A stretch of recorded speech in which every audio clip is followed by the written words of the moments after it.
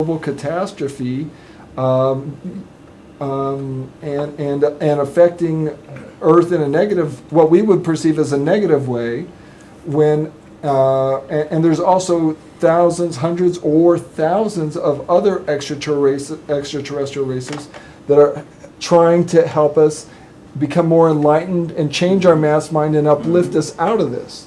What do you guys think about that? The negative forces would be the stimulus for our progress in positive ways. We're never going to be all positive or all negative, but the relationship in between is where we will always find ourselves. And we don't evolve without stimulus. So we need the negative as much as we need the positive. The carrot and stick life is like that. Jim? I didn't get to comment on Barbara Marciniak. Okay. I can only comment on when I read the first book, Bringers of the Dawn. When I read it, it's like it resonated, and it felt it's like this is like reading letters from home. And but the other thing as I understand, we tend to focus on the Meier Pleiadians, and it's like this is like.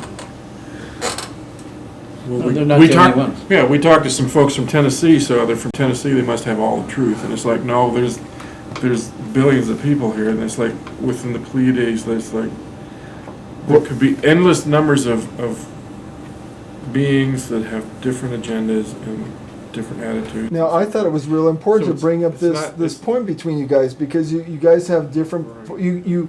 You don't have to be mirrors of each other. You know, you can both have your different viewpoints, and I think it's important that they be discussed and understood between all of us. You know, that it's out in the open. We can talk about it, but we can still have our separate viewpoints, even though they blend from time to time, and sometimes they don't blend.